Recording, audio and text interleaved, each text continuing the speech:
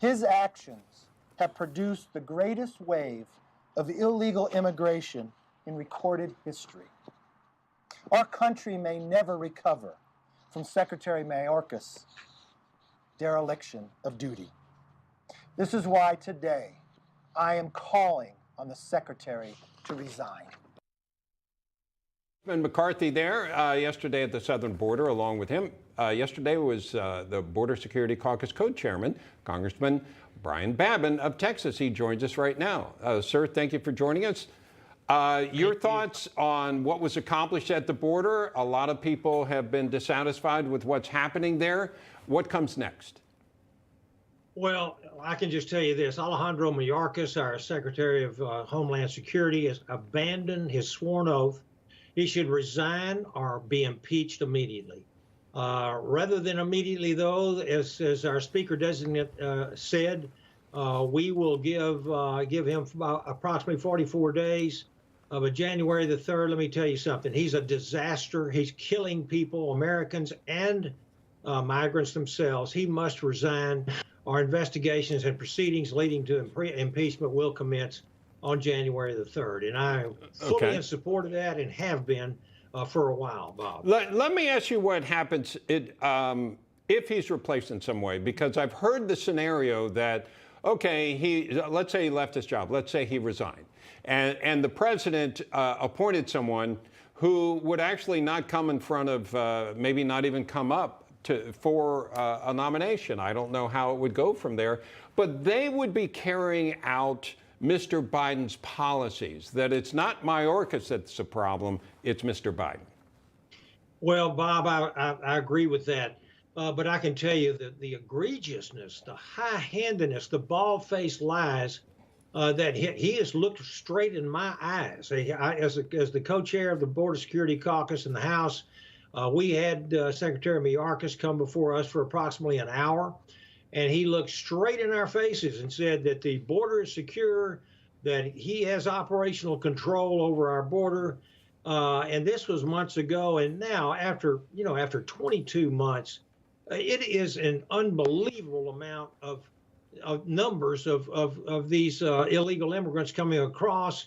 The drugs, the crime, the criminals, the terrorists being caught, 856 migrants themselves found dead. This man has presided over one of in fact, the worst border crisis in American history, and lied through his teeth to us over and over again. And he was not under oath speaking to our Border Security Caucus, but he was under oath just the other day talking to several committees on the Hill under oath, and still maintains that he has operational control and the border is secure. This man needs to go. He's a disaster. Congressman, we were just looking at some footage of the border that we understand that you took during your visit there. Tell us a little bit about what you saw and experienced firsthand. Well, we were right there on the border at El Paso, and of course we're looking at the. This is way out in El Paso, so the river is very narrow there. We're looking at the river. On the opposite side, the Mexican side of the border, there was a tent city, probably 100 or more tents. We estimate there was probably well over 1,000 people waiting there. Most of them Venezuelans. They were yelling, they were demanding, wanting to come in.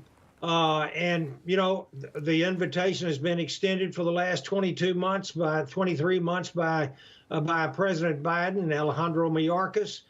These people are incentivized to come in. They immediately get on, they're released. It's catch and release. That's what's going on. The vetting is practically non-existent, unless they've got some kind of identification. We do have some new technology on some phones that can do some biometrics on these people. But quite frankly, for the last 2 years, basically, millions of people have been apprehended and released, and well over 1 million have what we call gotaways. We couldn't get hands on them, but we know they came across. Right. We've had terrorist watch lists by the dozens and dozens of them, and quite frankly, it's just a matter of time before we wind up having another terrorist attack. And then there's nothing humane or compassionate about Biden's border disaster. Everyday life citizens, American citizens, are held accountable and liable for their actions, and it's way past time that Biden and Mayorkas and every other official complicit in allowing this crisis are held to that same standard. And we're tired of it. The American people are tired of it, and we want accountability, and that's what's going to happen. I want to look at that video again if we can, because maybe it's like a waiting area for people to come in, then they get a tent, then they go across the river in some capacity to come into our country, and all the things unfold as you were describing them. Let me ask you, you were there with Congressman McCarthy. What are your feelings about him as the incoming Speaker of the House? Would you support him? Why do you think he should be the person to do it, if so? I think we have a narrow majority. This is not the time to splinter the Republican Party. I'm the Border Security Caucus co-chair. This is a big issue. I think it's a top issue for our national security and economy and everything else, public health, et cetera. And here he is, and he's talking about forcing the resignation or impeachment proceedings will come forth on Mayorkas. I support that and have been for many months.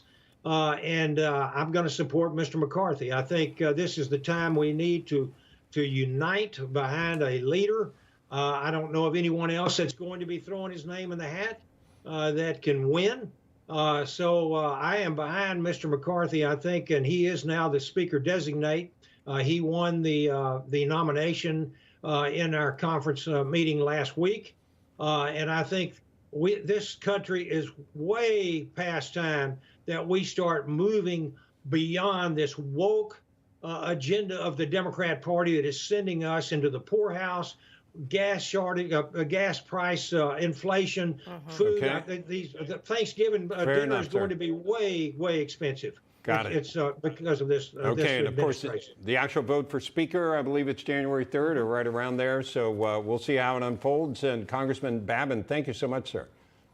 Thank you very much, Bob. I appreciate you and Katrina. Keep doing a great job. Happy Thanksgiving, sir. All right, now turn.